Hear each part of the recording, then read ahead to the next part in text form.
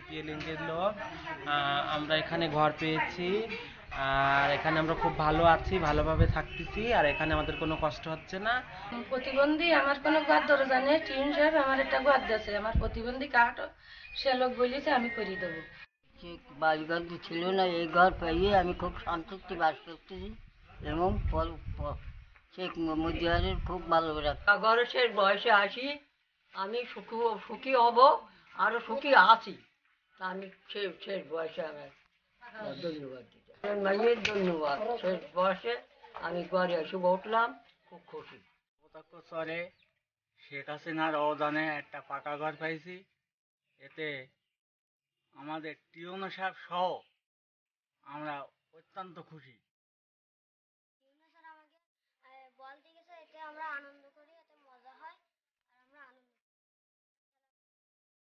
এখানে প্রত্যেকটি পরিবারকে আমরা চেষ্টা করেছি 2 শতকের বেশি, এখানে অনেক বেশি জায়গা আছে, আমরা তাদেরকে দেখছেন যে খোলামেলা জায়গা, অনেক খোলামেলা জায়গা, তারা সেখানে গরু ছাগল লালন পালন করেছেন।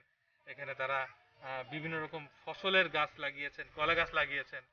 তো সবকিছু মিলে তাদেরকে একটি নিজের আবাসস্থলকে আপন করে পাওয়ার যে অনুভূতি, সেই অনুভূতিটা সর্বোচ্চ প্রকারে আমরা দেওয়ার চেষ্টা করেছি যাতে না হয়, এবং তাদের ঘরে কোনো সমস্যা পাওয়া গেলে আমরা তাৎক্ষণিকভাবে সেই সমাধানের চেষ্টা করছি।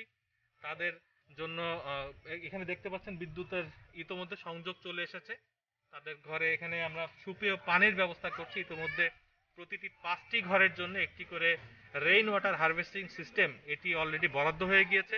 ইনশাল্লাহ এই মাসের মধ্যে এগুলো বসে যাবে। তাদের জীবনযাত্রা সকল প্রকার স্বাভাবিক করার জন্য যত রকম প্রচেষ্টা সরকারের পক্ষ থেকে গ্রহণ করা হবে।